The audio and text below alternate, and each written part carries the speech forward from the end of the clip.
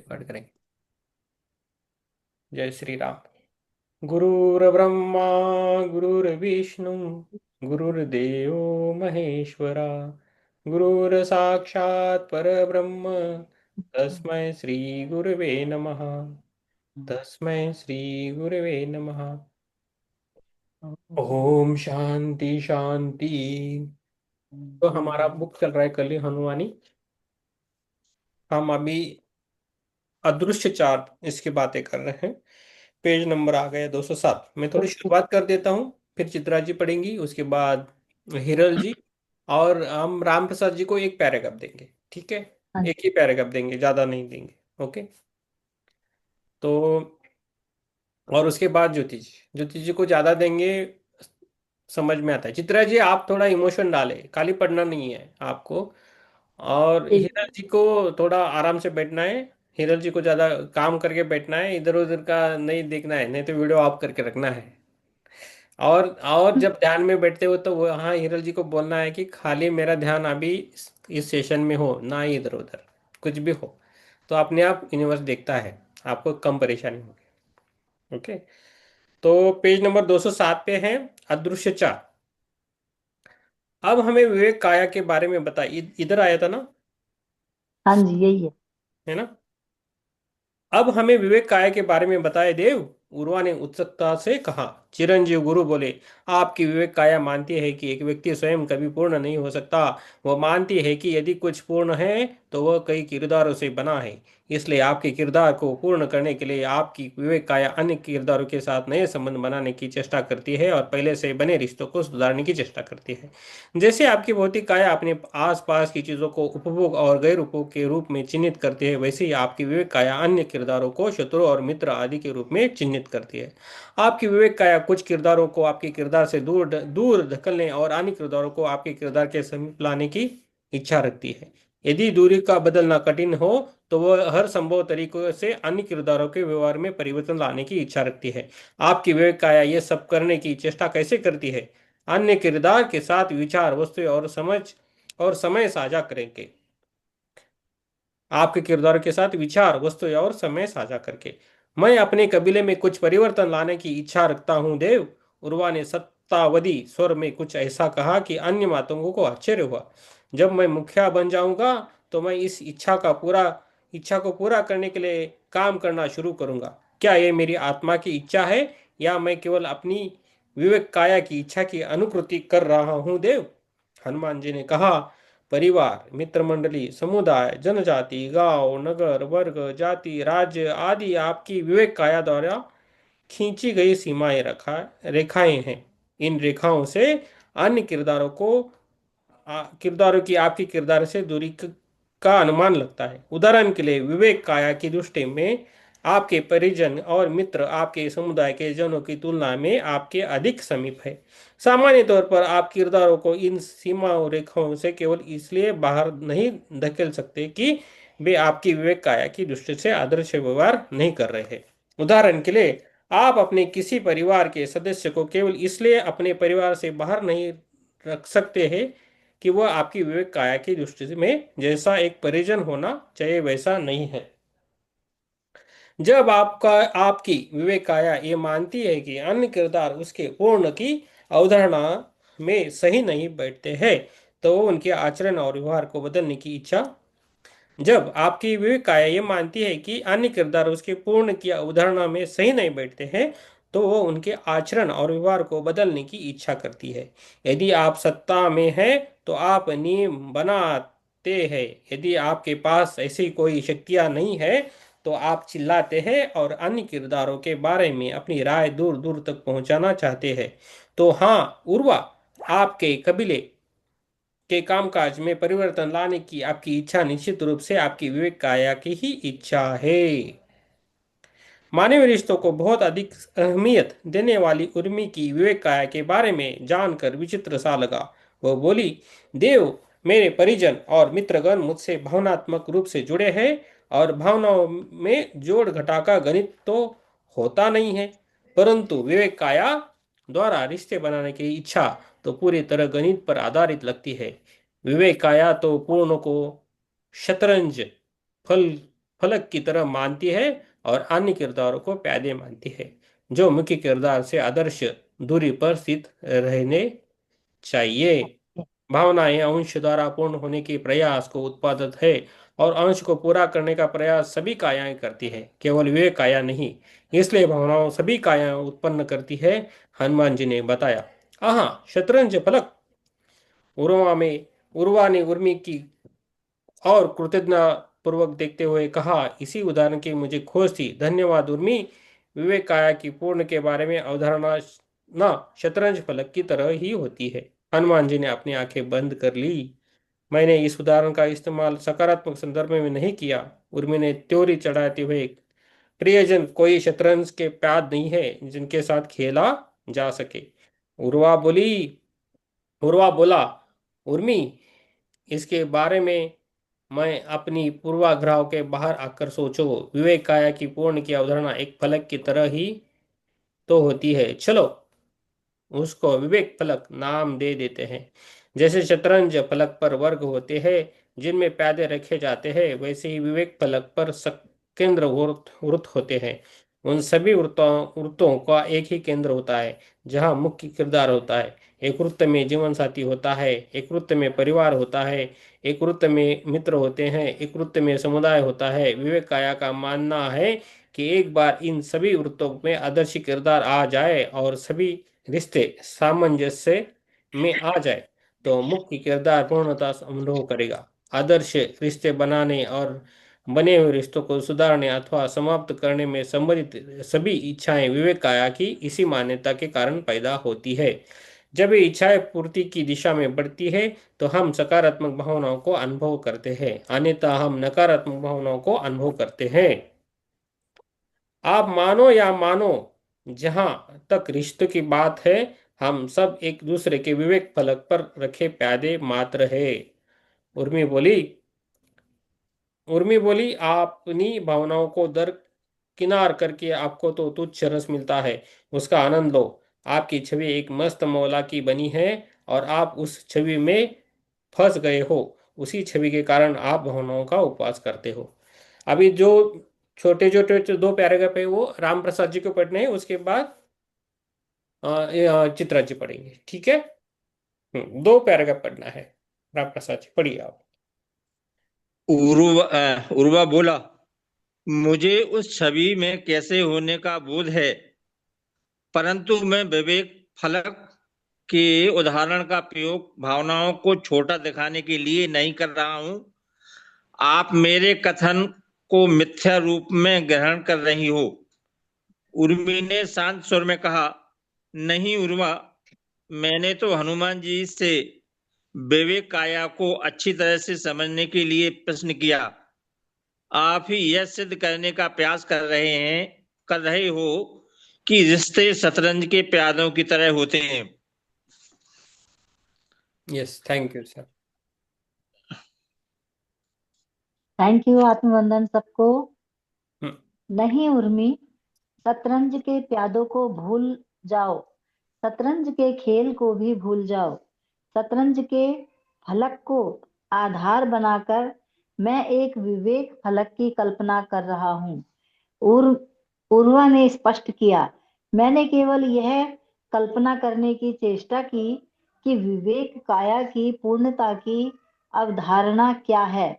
भौतिक काया और बुद्धि काया के विपरीत विवेक काया का मानना है कि व्यक्ति स्वयं पूर्ण नहीं हो सकता, उसे पूर्ण होने के लिए अन्य व्यक्तियों से रिश्ते बनाने पड़ते हैं। निश्चित रूप से विवेक काया की दृष्टि में पूर्ण जो भी है वह कई किरदारों से बना, उस कई किरदारों से बनी इकाई की तुलना में एक फलक से कर रहा हूँ, एक ऐसा फलक जिसके ऊपर मेरे जीवन के सभी किरदार स्थित हैं। हनुमान जी ने वार्ता में वापसी की। यही कारण है कि मन और आत्मा के रहस्यों को समझते समय रूपकों और सदृश्यों का उपयोग बहुत सावधानी से करना चाहिए। तकनीकी विवरणों से न भटकें, जैसे ही कोई सदृश्य आपको सत्य से दूर खींचना शुरू कर दे, वैसे ही उस सदृश्य को छोड़ दें।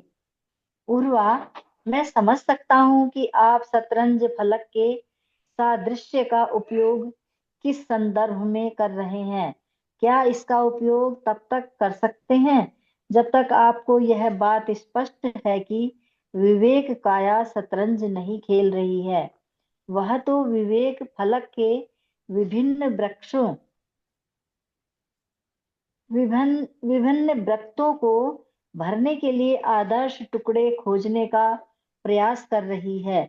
और उर्मी, मैं आपके दृष्टिकोण को भी समझ रहा हूँ। विवेक और बुद्धि में अंतर करने में बड़े बड़े बुद्धिमान मात खा जाते हैं। बुद्धि और विवेक प्राय एक दूसरे पर सत्ता करने की चेष्टा करते हैं।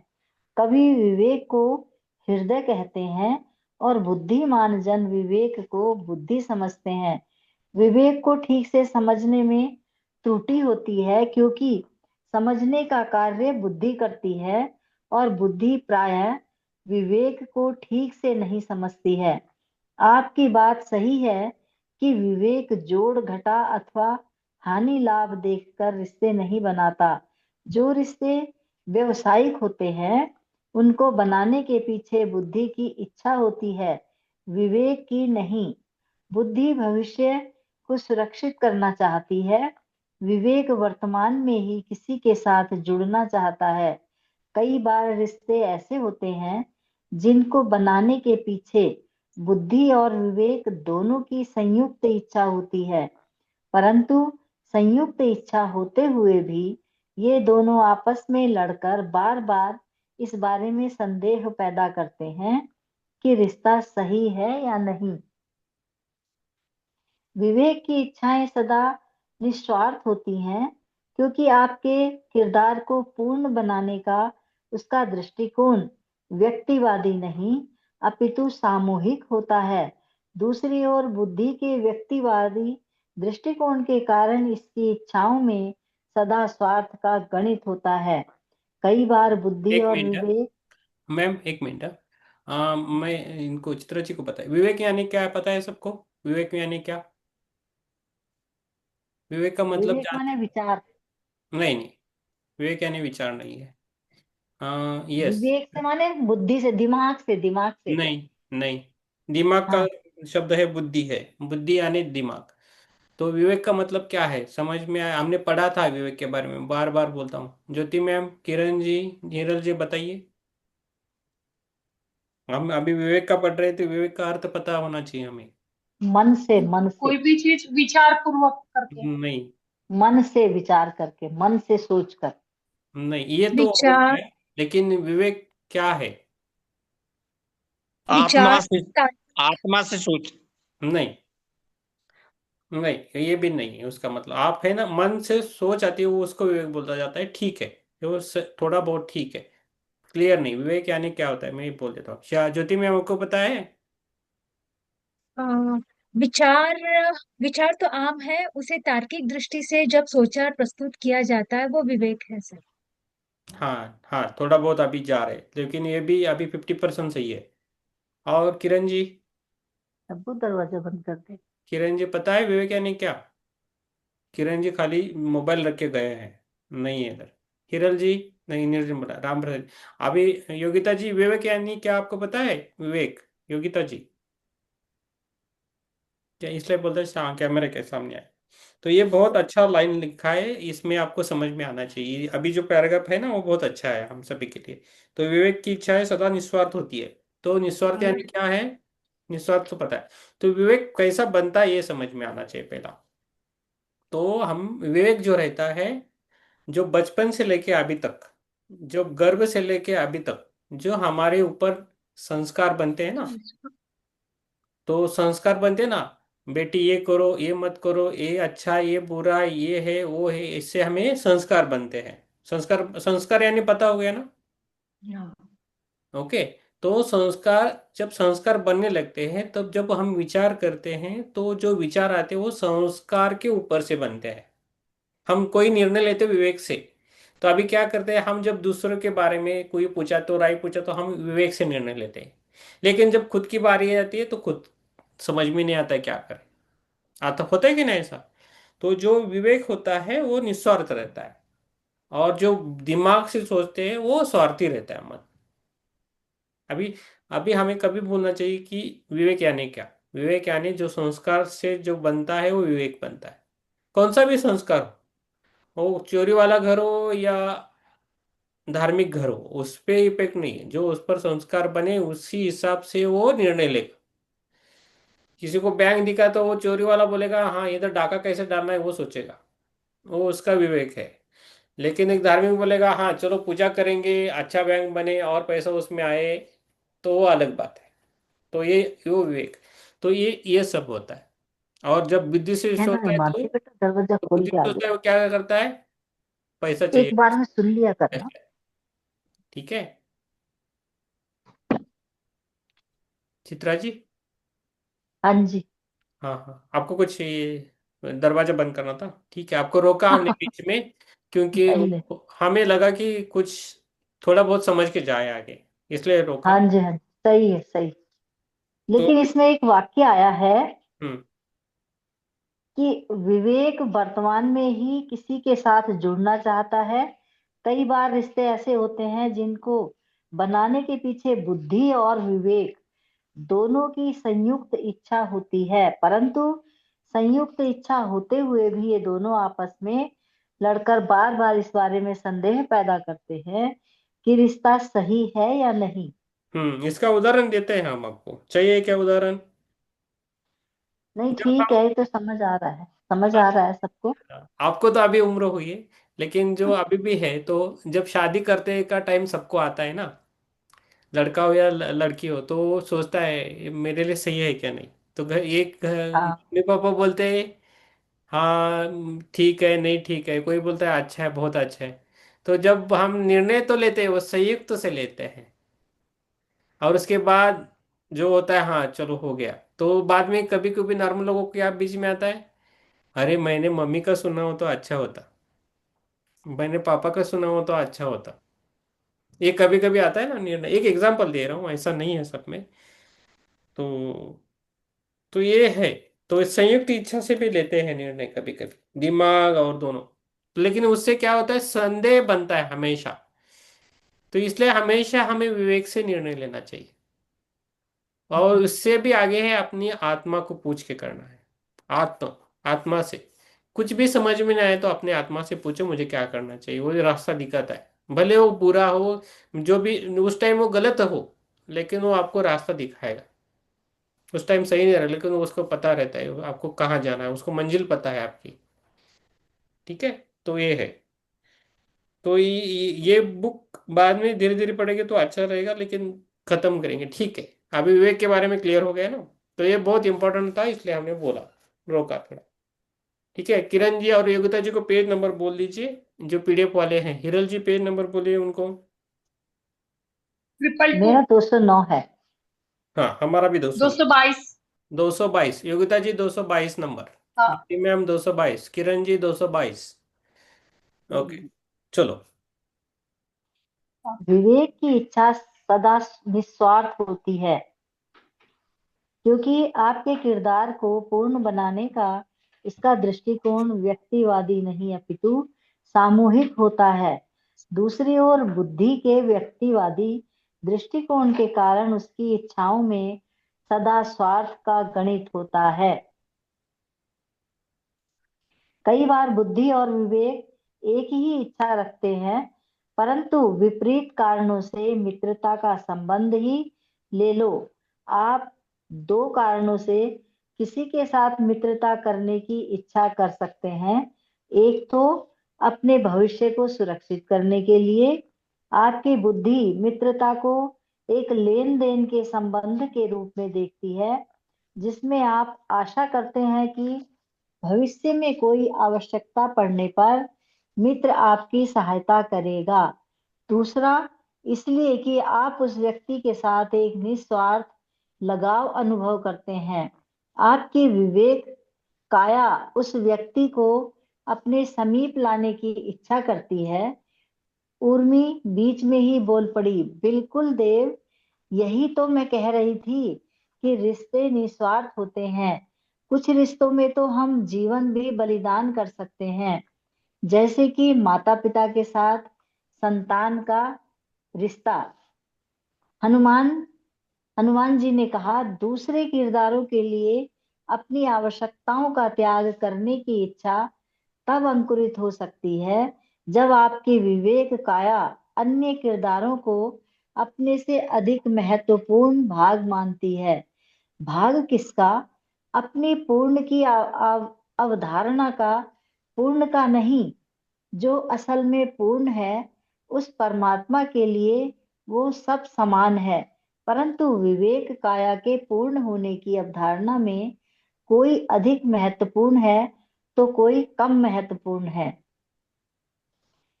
देव, विवेक कन्या अन्य किरदारों का मूल्य कैसे निर्धारित करती है? तर्क के आधार पर या विशुद्ध रूप से सहज भावना के आधार पर? उर्वा से पूछा। हनुमान जी ने उत्तर दिया, विशुद्ध रूप से, एक सहज भावना के आधार पर। जब आपकी विवेक काया किसी किरदार के संपर्क में आती है तो वह अनायास और अनजाने में उसका स्थान निर्धारित कर देती है। वह निर्धारित करती है कि कोई किरदार उसके समीप आना चाहिए, दूर जाना चाहिए, या जहां है वहीं रहना चाहिए। उसी निर्धारण से रुचि या अरुचि की भावना जन्म लेती है। यदि विवेक काया से यह प्रश्न किया जाए कि वह किसी व्यक्ति में रुचि या अरुचि क्यों ले रही है, तो वह अपनी भावना को तर्क का समर्थन नहीं दे सकती। विवेक काया को तर्क करना नहीं आता। तर्क के लिए उसे बुद्धि काया की सहायता लेनी पड़ती है। बुद्धि काया ही तर्क कर सकती है, क्योंकि तर्क के लिए कल्पना और स्मृति की आवश्यकता होती है, जो बुद्धि काया के पास होती है।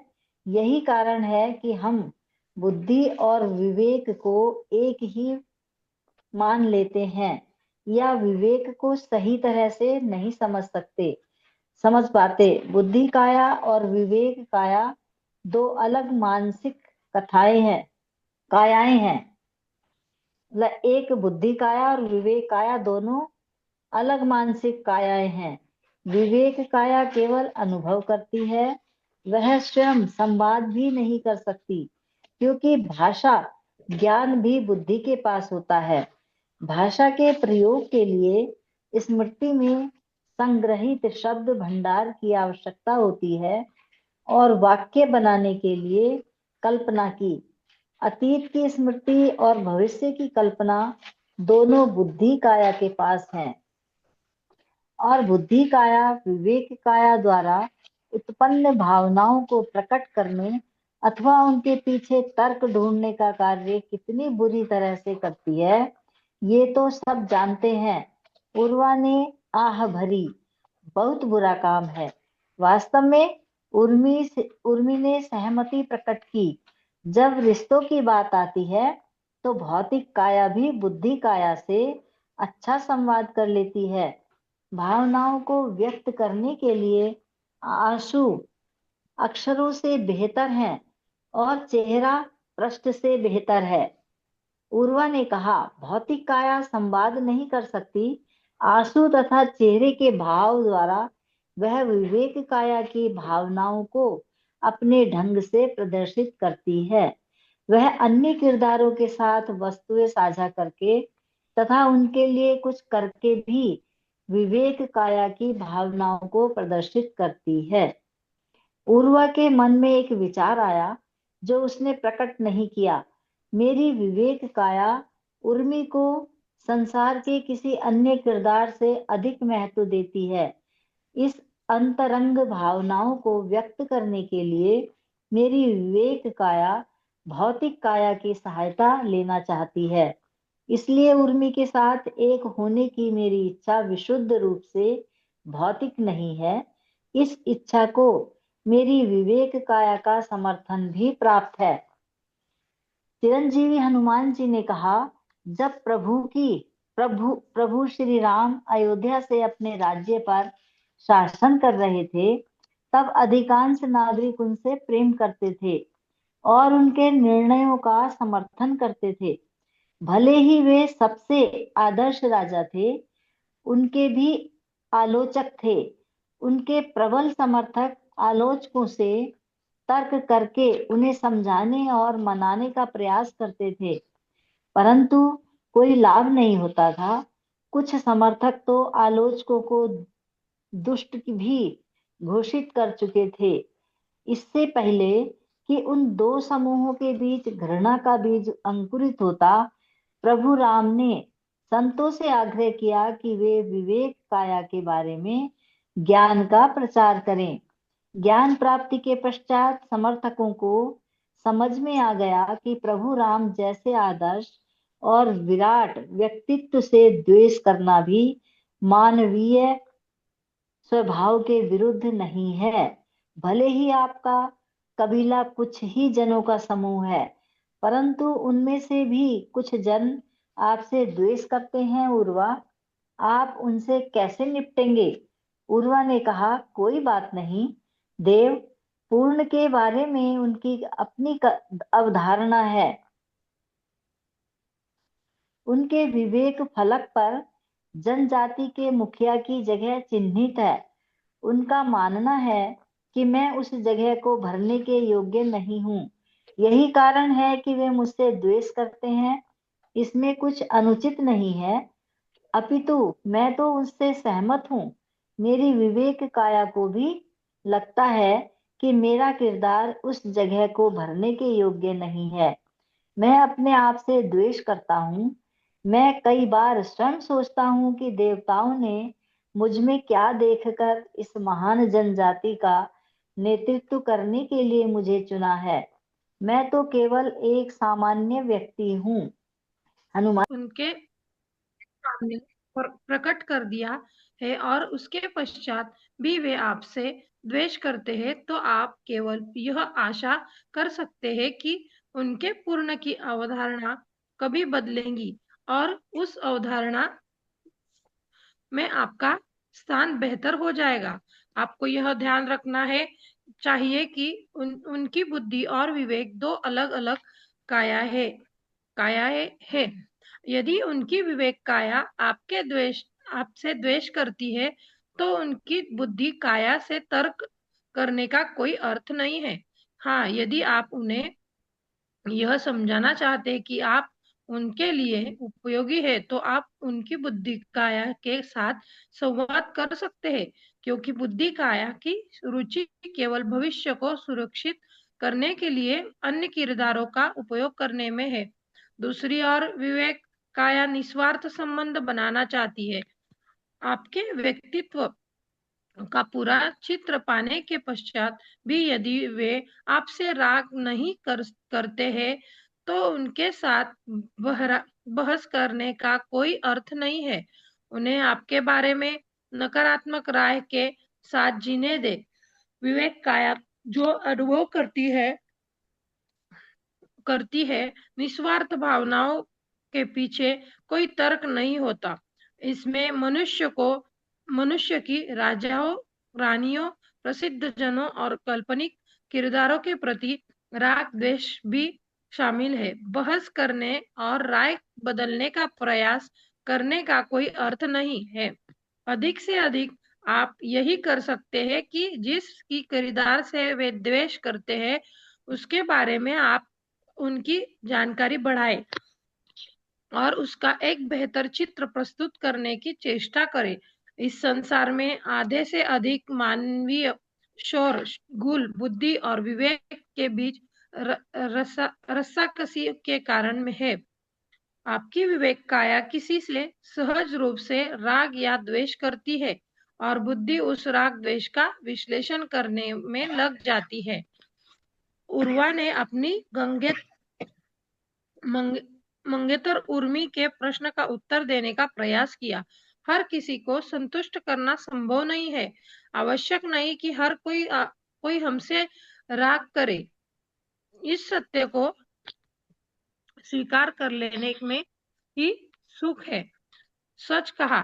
उर्मी ने सहमति जताई और बोली औ- और बोली और यह भी आवश्यक नहीं है कि जो जन आज मुझसे राग करते हैं वे कल भी मुझसे राग करेंगे। जिन कारकों पर राग द्वेष निर्भर करता है वे लगातार बदल करते हैं।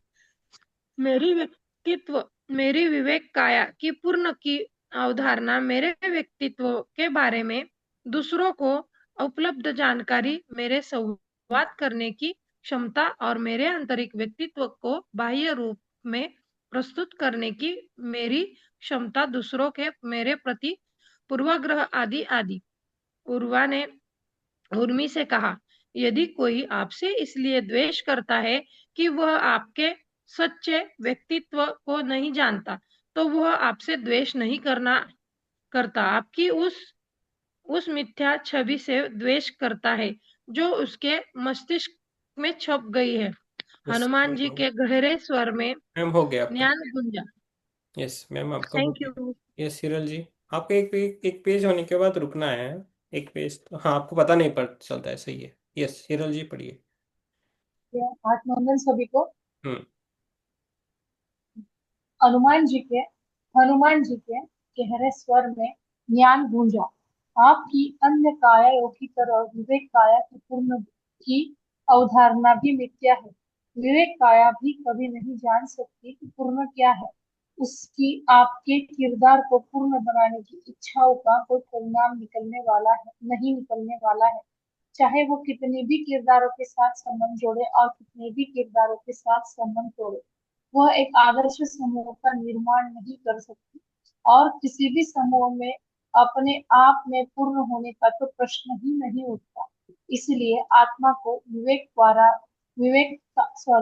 विवेक काया द्वारा उत्पन्न की गई इच्छाओं को अपने ऊपर नहीं लादना चाहिए। मैं आपको विवेक काया द्वारा उत्पन्न इच्छाओं के कुछ और उदाहरण देता हूँ। विवेक काया सामान्य तथा प्रसिद्ध जनों के बारे में सभी प्रकार की कहानियां, गपशप, समाचार आदि सुनने की इच्छा करती है। वह अन्य जीवित तथा मृत किरदारों के बारे में अपनी राय प्रकट करने की इच्छा करती है। वह अपने परिवार, समुदाय, देश, ग्रह आदि को बेहतर बनाने की इच्छा करती है। वह अन्य मनुष्यों, कुत्तों, बिल्लियों, हाथियों आदि की देखभाल करने की इच्छा करती है। वह उन मनुष्यों और जानवरों को अस्तित्व में नहीं देखना चाहती जो उसके आदर्श पूर्ण की अवधारणा में नहीं समाते। वह व्यक्तियों को अच्छे और बुरे श्रेणियों में डालने की इच्छा करती है। चिरंजीवी गुरु ने कुछ देर के लिए सभा में मौन रहने दिया। उस मौन का लाभ उठाते हुए उनके शिष्यों ने अपनी अपनी इच्छाओं के बस्ते खंगाले और यह पहचानने का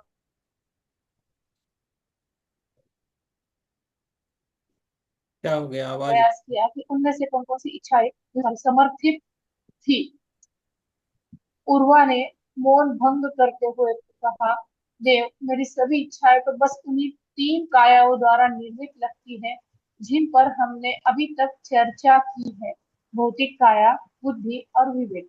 मुझे आश्चर्य है कि अभी 2 कायों के बारे में चर्चा शेष है। वे 2 कायाएं क्या इच्छा करती है? आपको एक दिनचर्या का पालन कौन करवाता है? हनुमान जी से पूछा।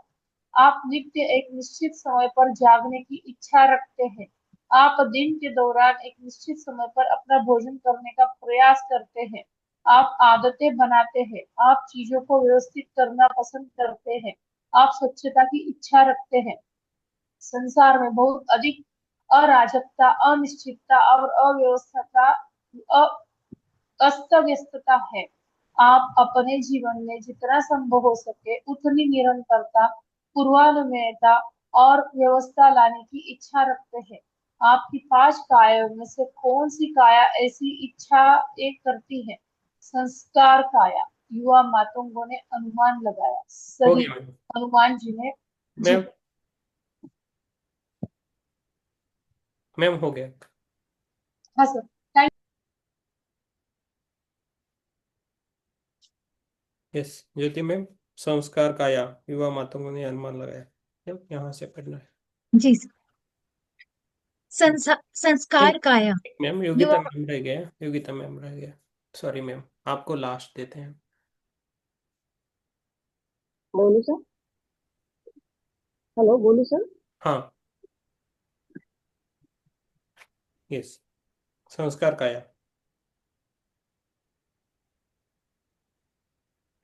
सही, हनुमान जी ने पुष्टि की।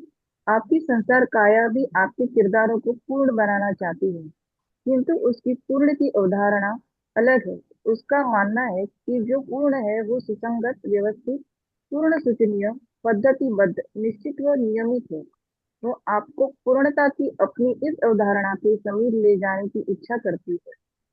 वह वे सब इच्छाएं पैदा करती है जो आपके जीवन में व्यवस्था और निरंतरता ला सकती है। क्या आप उदाहरण के तौर पर अपनी इच्छाओं में से वे इच्छाएं बता सकते हैं जिन पर संस्कार काया की गहरी छाप है? उर्मी ने क्षमा प्राप्ति भाव से कहा, मैं चीजों को अशुद्ध और अव्यवस्थित रूप में नहीं देख सकती। यदि मेरी भौतिक काया मर रही है तो ही मेरी संस्कार काया झोपड़ी को साफ सुथरा करने के एक सुंदर मृत्युश्याम बनाने की इच्छा करेगी। पूर्वा ने कहा, मैं इतना अतिशय नहीं कर सकता हूँ, परंतु यदि मैं किसी दिन स्नान न कर पाऊँ तो मेरे मन में एक स्वर उठने लगता है जो मुझे मलिन अनुभव कराता है, और फिर चाहे मेरी भौतिक काया को स्नान की आवश्यकता हो या ना हो, मुझे लगता है कि वह स्वर मेरी संस्कार काया का ही है। मैम आप हनुमान जी। कैमरा ऑन किया, किया नहीं आप? खाली वो ज्योति मैम और इनको नहीं है, उन्होंने बोल के रखा है, आप कर सकते हो। हनुमान जी ने कहा, सुचिता से परे भी कुछ उदाहरण सोचे। अराजकता, अनिश्चितता और क्रमभ्रम से मनुष्य को डर लगता है। वे सत्य की खोज के लिए भी एक अनिश्चित और घुमावदार मार्ग की बजाय कुछ सरल नियमों, अनुष्ठानों और परंपराओं का पालन करना चाहते हैं। वे सदा नरक और स्वर्ग, अच्छे और बुरे, पुण्य और पाप के सरल विचारों के साथ जीना चाहते हैं।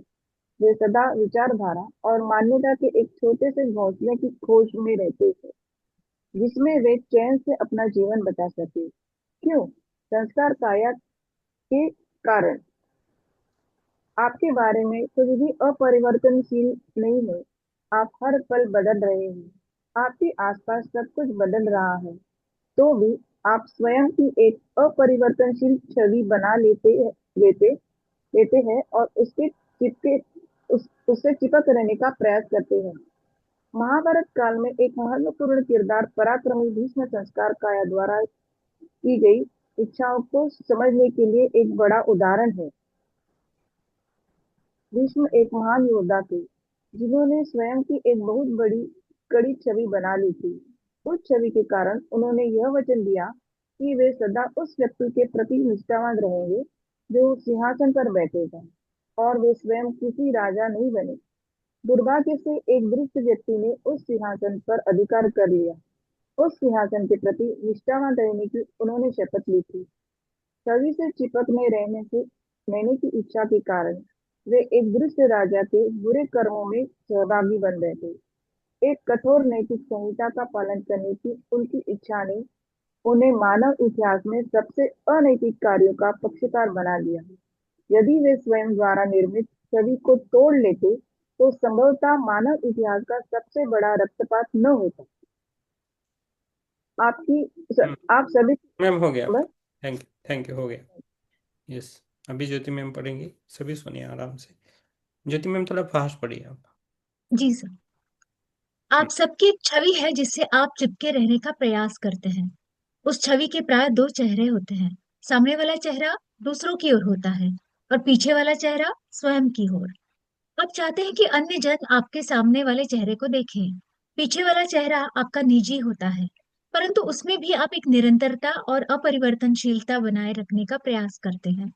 आपकी बहुत सारी इच्छाएं अपनी छवि के इन दोनों चेहरों की रक्षा और सुधार के आसपास घूमती हैं। पीछे वाले चेहरे को क्षति पहुंच जाए तो कोई बात नहीं, परंतु आप अपने सामने वाले चेहरे को हर मूल्य पर बचाए रखने का प्रयास करते हैं। असहाय अनीता के उदाहरण को ही ले लीजिए। वह ये दिखाने का प्रयास करती है कि उसके जीवन में सब कुछ सामान्य है, वो पड़ोसियों या मित्रों से भोजन की भीख नहीं मांगती, क्योंकि उसे अपनी छवि की रक्षा करनी है।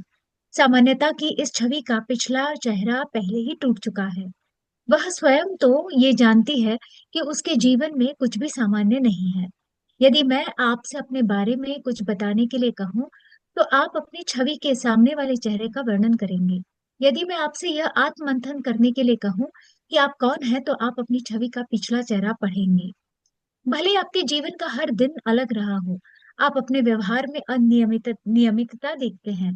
आप उस नियमितता को बनाए रखने की इच्छा रखते हैं, क्योंकि आपकी संस्कार काया का मानना है कि ऐसा करने से आपका किरदार पूर्ण हो जाएगा।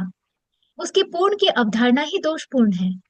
वह ये कभी नहीं जान सकती कि पूर्ण क्या है, परंतु आपकी आत्मा अर्थात आप जानते हैं। इसलिए आपको किरदार की संस्कार काया द्वारा उत्पन्न इच्छाएं अपने ऊपर नहीं लेनी चाहिए। एक जागृत आत्मा जब चाहे किरदार से अलग हो सकती है। संस्कार काया के स्वभाव के बारे में इस रहस्योद्घाटन ने धनुष्क की पानी पीने की इच्छा को नया कर दिया। उसने कहा, देव, प्यास को दबाना मेरी संस्कार काया की इच्छा है। मेरी एक छवि यह है कि मैं शक्तिशाली इरादों वाला ऐसा व्यक्ति हूँ जो अपनी पीने और खाने की इच्छा को दबा सकता है।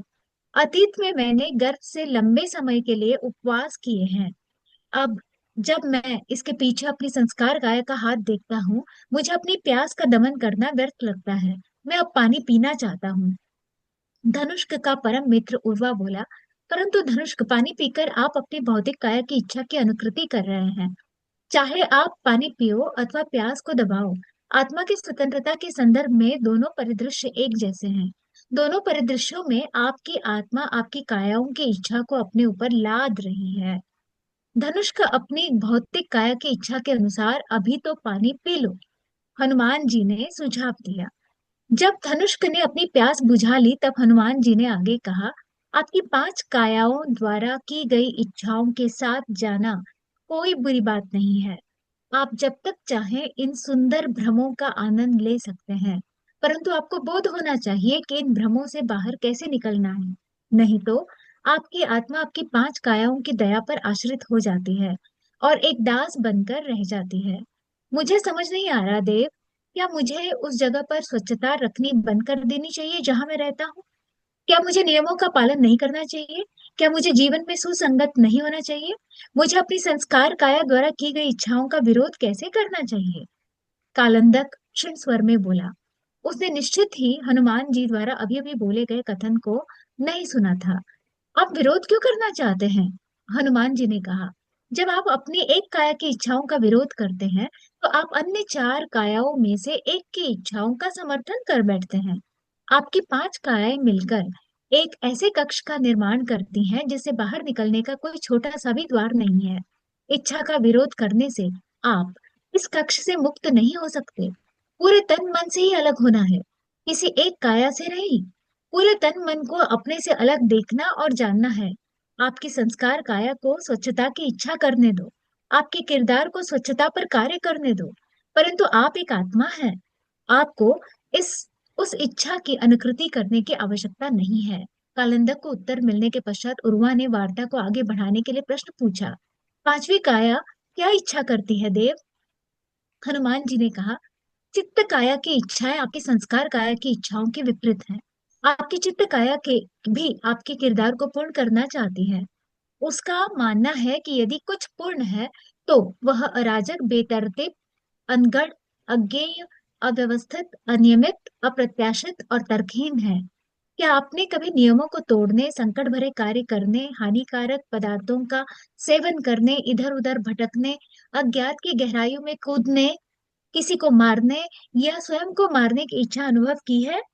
ये सब चित्त काया की इच्छाओं के उदाहरण हैं। सभा में कई मुंह खुले के खुले रह गए। उर्वा ने टिप्पणी की, मैंने अपने मन में उस अंधकार की हल्की सी उपस्थिति अनुभव की है, देव। मुझे नहीं पता था कि वह अंधकार मन के 4 भागों में से एक है। मुझे नहीं पता था कि वह अंधकार हर किसी के मन में होता है। उर्मी ने पूछा, देव, क्या चित्त काया सदा बुरी इच्छाएं करती है? चित्त काया लीक से हटकर इच्छाएं करती है।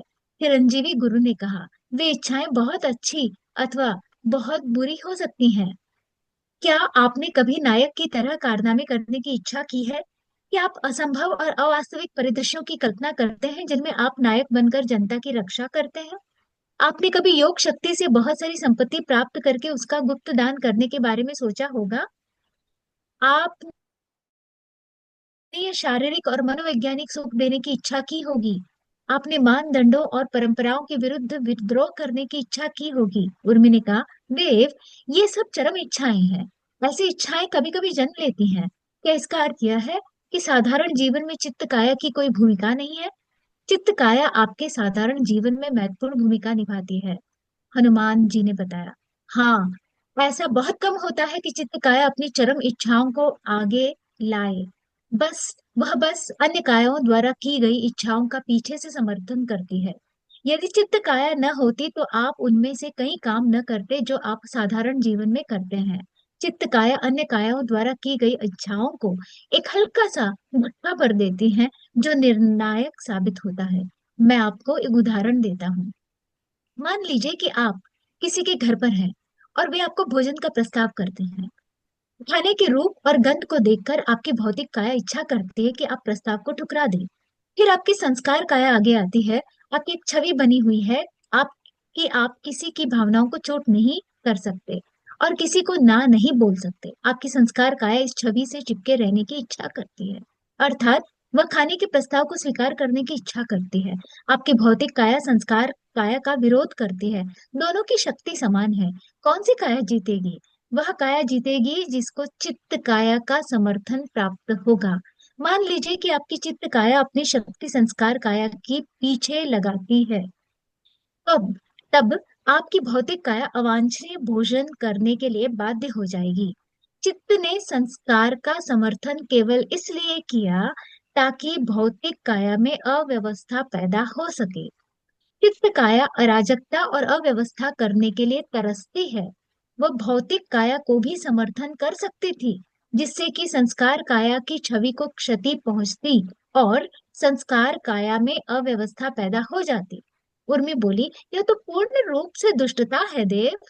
नहीं, ऐसा नहीं है, पूर्वा बोला। अराजकता और अव्यवस्था के बिना हम कोई वास्तविक प्रगति नहीं कर सकते, केवल प्रगति का भ्रम जी सकते हैं। हनुमान जी मुस्कुराए। हनुमान जी मुस्कुराए और उर्मी से बोले, यह आपकी संस्कार काया है जो आपकी चित्त काया को दुष्ट ठहरा रही है। पूरी सभा को संबोधित करते हुए हनुमान जी आगे बोले, चित्त काया जो भी इच्छा करती है शुद्ध मंतव्य के साथ करती है। आपकी अन्य चार कायाओं की तरह चित्त काया भी आपके किरदार को पूर्ण करने का प्रयास करती है। उसका वास्तव में मानना है कि पूर्णता की राह अव्यवस्था और अराजकता से होकर जाती है। हाँ, चित्त काया यदि इतनी शक्तिशाली हो जाए कि अन्य कायाएं उसकी इच्छाओं का विरोध न कर सकें, तब तब किरदार बहुत शीघ्र नष्ट हो जाता है। और यदि चित्त काया अत्यधिक कमजोर होकर प्रतिबंधित हो जाए तो अन्य चार कायाएं किरदार को एक ही वृत्त में घुमाती रहती हैं। इससे यह तो भ्रम रहेगा कि किरदार प्रगति कर रहा है, परंतु वास्तविक प्रगति नहीं होगी। प्रगति तब होती है जब आपकी चित्त काया और संस्कार काया के बीच संतुलन होता है। नई खोजें तब होती हैं जब चित्त को अज्ञात के अंधेरे में कूदने की स्वतंत्रता हो, परंतु संस्कार की रस्सी से बंधे रहकर। देव, क्या इसमें मुक्ति के मार्ग पर प्रगति भी शामिल है? आत्मज्ञान के मार्ग पर प्रगति? योग शक्तियों को प्राप्त करने के मार्ग पर प्रगति? उर्मी ने पूछा। जैसा कि मैंने कहा, अपनी आत्मा को जागृत करने के लिए आपको अपनी चारों अदृश्य मानसिक कायाओं को दृश्यमान बनाना होगा। अधिकांश साधक अन्य तीन को सफलतापूर्वक दृश्यमान कर लेते हैं, परंतु चित्त काया को नहीं कर पाते। उन्हें चित्त काया के बारे में जितनी अधिक जानकारी मिलती है उतनी ही वे उसे ढक देने का प्रयास करते हैं। हनुमान जी ने कहा, ऐसा क्यों देव? बचपन में आपने बच्चों को खा जाने वाले राक्षस के बारे में कहानियां सुनी होंगी। वह राक्षस जो आपके डेरे की सीमा के बाहर रहता है, सुनी है या नहीं? हनुमान जी ने पूछा। हाँ देव, उर्मी ने उत्तर दिया। परंतु अब हमें बोध है कि वे कहानियां हमें क्यों सुनाई जाती थी। अब हम जानते हैं कि ऐसा कोई राक्षस उपस्थित नहीं है, परंतु जंगल के अन्य संकट डेरे की सीमा के बाहर वास्तव में उपस्थित हैं। उस राक्षस के काल्पनिक डर ने हमें जंगल के वास्तविक संकटों से बचाया। हनुमान जी ने कहा, चित्त को उस राक्षस की तरह समझो। अंतर यह है कि चित्त का वास्तव में अस्तित्व है और वह सदा दुष्ट दुष्ट इच्छाएं नहीं करता। वह छिपा हुआ रहता है और अज्ञात रहता है।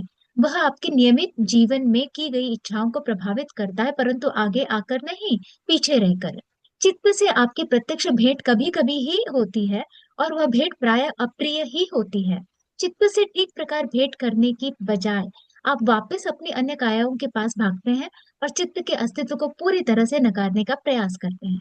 जिस तरह बचपन में अज्ञात राक्षस के डर ने आपको अपने डेरे के सीमा के भीतर बंद रखा, वैसे चित्त का भय आपको मन के कारागार में सीमित रखता है। आपको चित्त का अच्छे से सामना करना चाहिए और उसे सामने लाने का प्रयास करना चाहिए, क्योंकि जब चित्त अपने आप सामने आता है तो जीवन में कोई बवंडर ले आता है। मैं आपको एक दृश्य दिखाता हूँ। मातंगों ने अपनी आंखें बंद की और उन्हें एक अंधेरे कक्ष का दृश्य दिखाई दिया। एक युवक जिसका चेहरा हंसा हुआ लग रहा था, वह एक कुर्सी पर बैठा था और एक पृष्ठ पर कुछ लिख रहा था। उसके हाथ कांप रहे थे। हनुमान जी ने बताया, यह युवक जिसकी आयु 20 वर्ष भी नहीं है, आत्महत्या करने का विचार कर रहा है। क्यों? क्योंकि उसकी चित्त काया उसकी अन्य 4 कायाओं से अधिक शक्तिशाली हो गई है। उसकी विवेक काया, जो उसके अन्य किरदारों के साथ संबंध निर्धारित करती है, ने उसे यह कट्टर विश्वास करा रखा है कि उसके माता पिता उसके जीवन के केंद्रीय किरदार हैं और उनकी इच्छाएं पूर्ण होने पर ही वह पूर्णता का अनुभव करेगा। उसकी छवि एक आज्ञाकारी और समर्पित पुत्र की है। उसके जीवन का एकमात्र उद्देश्य अपने माता पिता को गौरवान्वित करना रहा है। उसकी संस्कार काया ने सदा इस छवि को बनाए रखने और दृढ़ करने की इच्छा जताई है। वह पिछले 1 वर्ष से एक परीक्षा की तैयारी कर रहा था। उसकी बुद्धि काया उस दिन के लिए तैयारी कर रही थी जब वह परीक्षा में सफल होकर अपने माता पिता को सुख देने वाला था और स्वयं पूर्णता का अनुभव करने वाला था। आज वह परीक्षा में असफल हो गया है। उसकी बुद्धि, विवेक और संस्कार क्षीण पड़ गए हैं। वे चित्त को सीमा में रहने रखने में असमर्थ हो गए हैं। उनकी पूर्णता की अवधारणा टूट कर बिखर गई है। ये समझ लो कि वे चित्त को कह रहे हैं, हम किरदार को पूर्ण करने के प्रयासों में असफल रहे। आज हम अब आपको जो करना है करो। उसका चित्त सामने आया भी है तो सबसे चरम इच्छा को लेकर, भौतिक काया को मार डालने की इच्छा। उसका मानना है कि यदि पूर्ण कोई चीज है तो वह निश्चित ही मिट्टी से बनी भौतिक काया नहीं हो सकती। उसकी भौतिक काया जीने की इच्छा करती है, परंतु उस इच्छा को अब किसी अन्य काया का समर्थन प्राप्त नहीं है। उर्मी ने कहा, यह तो बहुत भयानक है देव। चित्त जब स्वयं सामने आता है तो बहुत बड़ी हानि कर सकता है। क्या चित्त को दृश्यमान करने का कोई हानि रहित ढंग नहीं है? हनुमान जी ने कहा, दिवा स्वप्न देखना आपके चित्त को जानने का सबसे सरल ढंग है। कल्पना कीजिए कि आपके पास अलौकिक शक्तियां हैं। सबसे पहले यह सोच लीजिए कि आप कौन सी अलौकिक शक्ति प्राप्त करना चाहेंगे। अदृश्य होने की शक्ति, अन्य व्यक्तियों के मन में विचार रोपित करने की शक्ति, अनंत मात्रा में स्वर्ण का स्वामी होने की शक्ति। एक अलौकिक शक्ति चुने और दिवा स्वप्न देखें कि आप उस शक्ति के साथ क्या करना चाहेंगे। स्वप्न देखने में कोई कमी न रहने दें। अच्छे बुरे जो भी विचार हैं आते हैं आने दें। अब इससे विपरीत स्थिति का विचार कीजिए। कल्पना कीजिए कि जीवन ने आपसे सब कुछ छीन लिया है। आपके पास कोई भोजन नहीं है, कोई आश्रय नहीं है, कोई वस्त्र नहीं है। आपका अतीत और भविष्य धूमिल है। आपका कोई परिवार नहीं है, कोई मित्र नहीं है, कोई संबंधी नहीं है। आपकी ऐसी कोई छवि नहीं है जिसकी आप रक्षा करना चाहो। आपके पास खोने के लिए कोई सम्मान नहीं है। आप स्वयं को इस स्थिति से ऊपर कैसे उठाओगे? यह एक ऐसी स्थिति है जो एक अतिवादी मनोवृत्ति की मांग करती है। आपका चित्त इस स्थिति का आगे आकर नेतृत्व करेगा। आप जब इन 2 प्रकार के दीवा स्वप्नों को देखोगे तो आपको अपने चित्त का परिचय होगा। उसके पश्चात आप अपने नियमित इच्छाओं पर पड़ने वाले चित्त के प्रभाव को पहचानना शुरू कर देंगे। चित्त के प्रकाश में आने पर आप उसे नकारने अथवा उससे भागने का प्रयास करेंगे। आप शर्म, भय, उत्तेजना और क्रोध जैसी शक्तिशाली भावनाओं की शरण लेने का प्रयास करेंगे। यदि आप इन भावनाओं को समझेंगे तो पाएंगे कि इनके पीछे आपकी अन्य 4 कायाओं का हाथ है। आप पाएंगे कि आपका संस्कार शर्मिंदा है, आप नहीं। आपकी बुद्धि भयभीत है, आप नहीं। आपका विवेक क्रोधित है, आप नहीं। आपकी भौतिक काया उत्तेजित है, आप नहीं। आप अपनी 5 कायाओं से बने कारागार से निकलने में सक्षम होंगे। धन्यवाद sir. Thank you so much. Thank you. Thank you. Thank you. हम आज का मेडिटेशन हीरोल जी लेंगी, और अभी 10:30 बजे है, तो एक 15-20 मिनट ले सकते हो, और उसमें आप हीलिंग का थोड़ा मेडिटेशन करवाइए, ठीक है? हीलिंग का, सबके लिए हीलिंग का मेडिटेशन करवाना है, सबका अच्छा हो, सबका तबीयत अच्छा हो, ऐसा बोल के करना है, ठीक है? आप करवाइए, मैं कुछ नहीं बोलूँगा। और हम कल है ना, कैसा आपको पूछना है तो चित्रा जी से पूछिए, आपको कैसा हो गया मेडिटेशन, मैं नहीं बोलूँगा, ठीक है? आप करवाइए 15-20 मिनट के। और आपको ध्यान थोड़ा करना है, और घड़ी को देखना है, ओके? टेन थर्टी जी सर। फोर तो 10:50 तक होना चाहिए आपका ध्यान, सबका। हाँ, जी आपको सर। करवाना है, ठीक है? मैं होऊंगा हाँ नहीं रहूंगा। सर मुझे। कुछ हाँ। पूछना है? नहीं, मैं तो बोलूंगी जो मुझे ध्यान में आ रहा है सर। हीलिंग के लिए क्या पॉइंट्स से मुझे कुछ ध्यान में आया सबका सर? तबीयत अच्छा हो, सबका मन स्वास्थ्य अच्छा रहे, उनको एनर्जी मिले, शक्ति मिले, उनके उनके हिसाब से ये करना है। किसी कुछ भी कुछ प्रॉब्लम से वो सॉल्व हो जाए, ऐसा हीलिंग करना है, ठीक है? उनके उनके कर्म, खुद नहीं करना है हीलिंग, उनके उनके कर्मानुसार हम मिलना चाहिए उनको, ऐसा बोलना है, ओके? जी सर। हाँ। हाँ, 1 मिनट दीजिए। आप आपके 1 मिनट नहीं, 10 मिनट 20 मिनट आपके पास है, आप आराम से लेना है। आप जो बोलेंगे वही करेंगे, हाँ?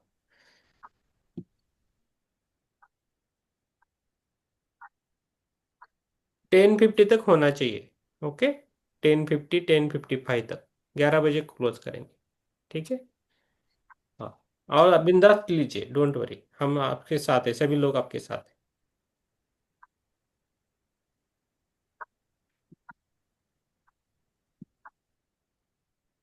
आपका बीच में आवाज गया तो भी चलेगा, लेकिन 10:50 तक करेंगे सभी लोग, ओके? हाँ। जी सर। हाँ। ओके।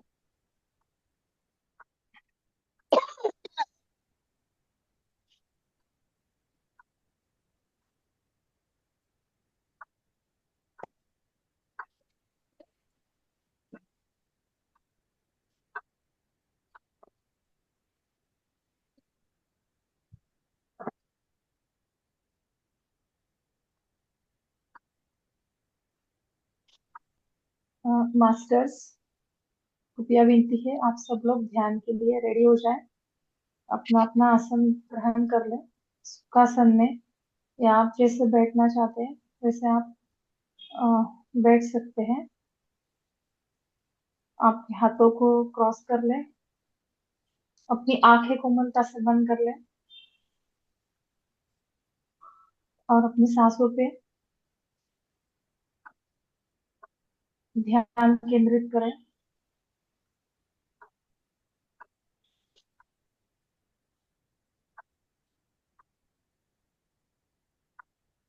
मैं आज के ध्यान में हनुमान जी को शत शत कोटि नमन करते हुए, उनका आशीर्वाद लेते हुए ध्यान स्टार्ट करती हूँ। और जो हमारे गुरु हैं प्रीतम सर, उनको भी नमन करते हुए ध्यान स्टार्ट करती हूँ।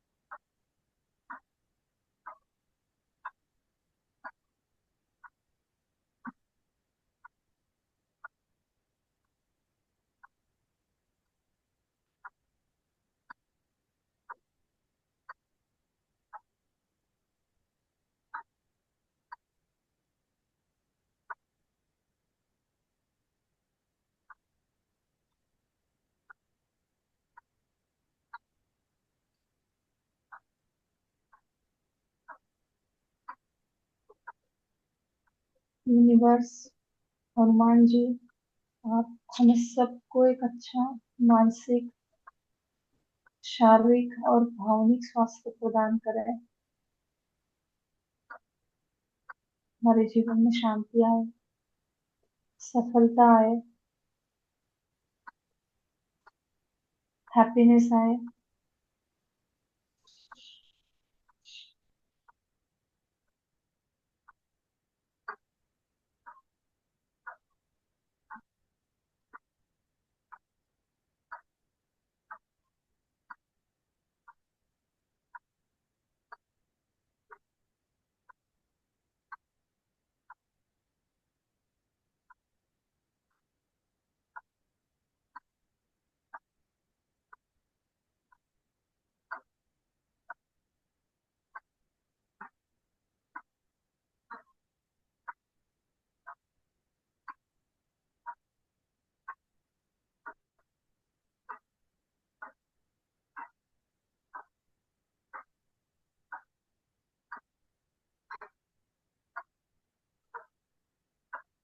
हमें अपने विचारों पे और अपने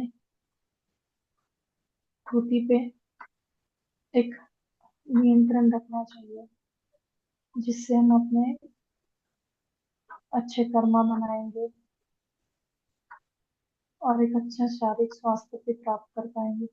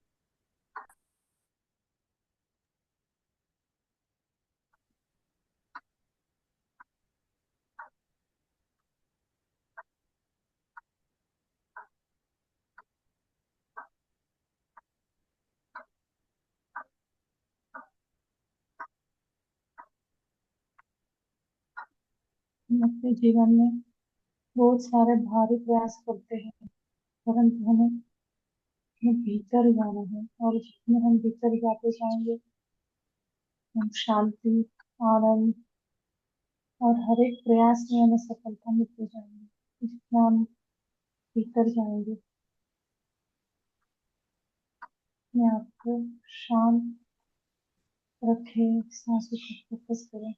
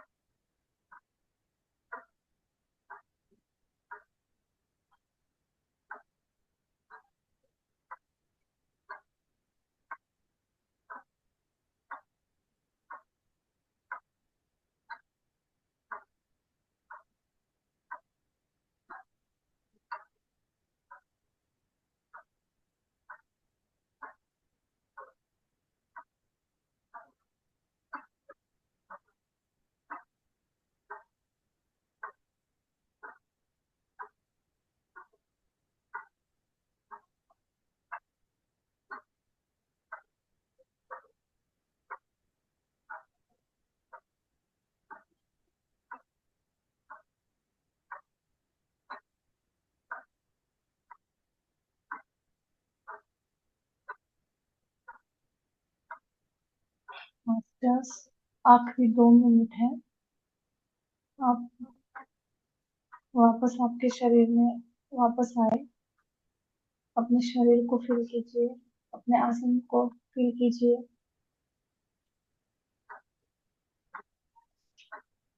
और हम अभी ग्रैटिट्यूड करते हुए,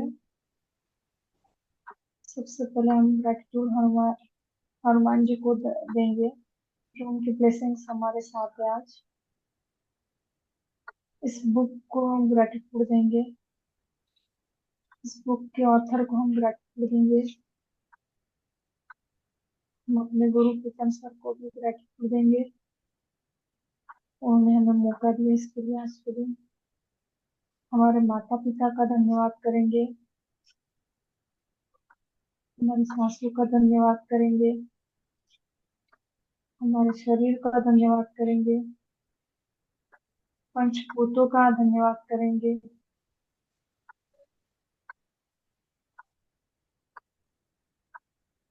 हम अपने परिवार का धन्यवाद करेंगे।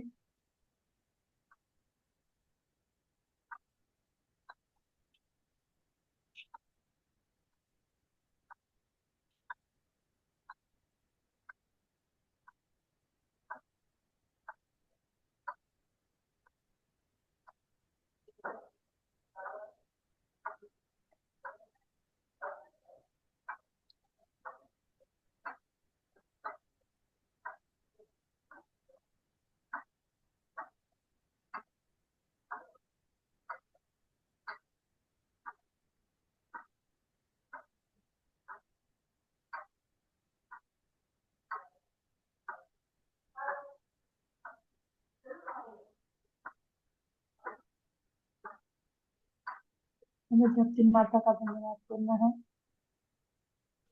राम जी का और सीता जी का धन्यवाद करना है,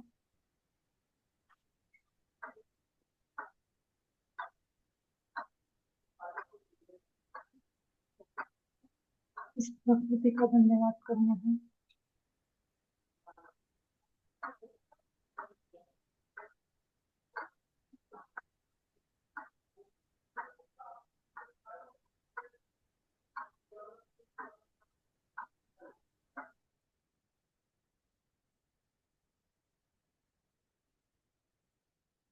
हमें सोल का धन्यवाद करना है।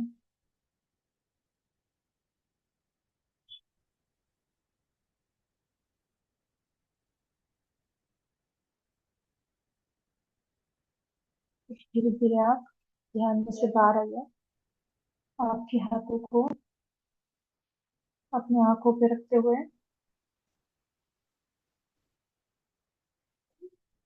काउंट करेंगे। 5, 4, 3, 2, 0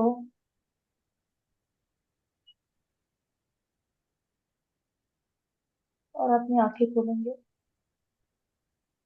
सबको बहुत बहुत धन्यवाद, इस सबकी ऊर्जा के लिए बहुत बहुत धन्यवाद।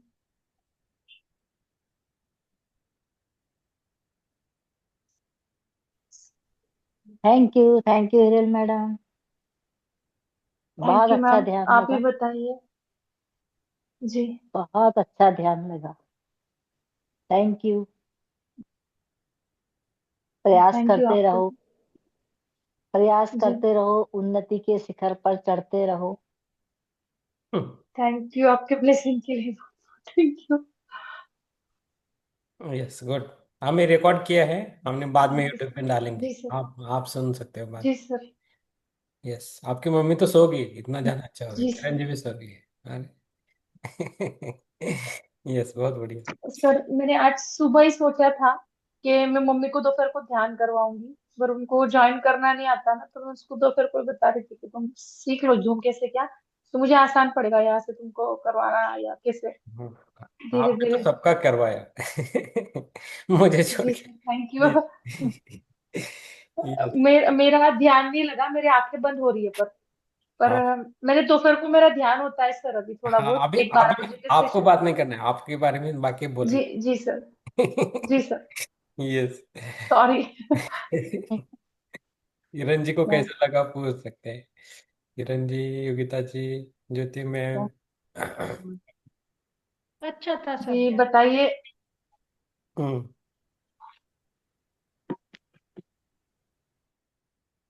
अच्छा था hero ma'am, thank you recipe. Thank you. Hmm.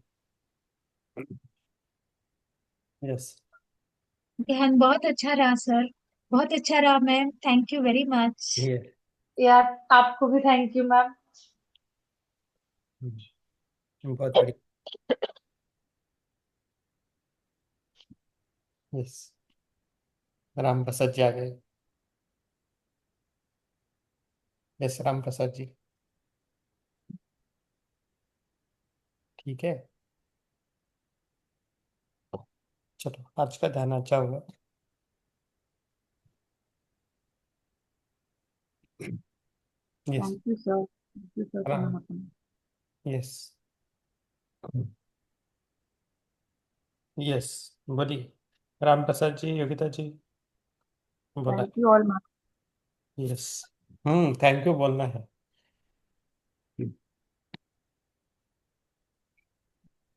Yes. ठीक है, और किसी कुछ बोलना है? नो। खुश है, हिरल जी खुश हो गए आज, ध्यान दिया उन्होंने, बहुत अच्छा। यस, देखेंगे। ठीक है, 2 दिन बचे हैं, बुक कंप्लीट करेंगे फ्राइडे। जी ओके, ठीक है, रुकेंगे इधर पे।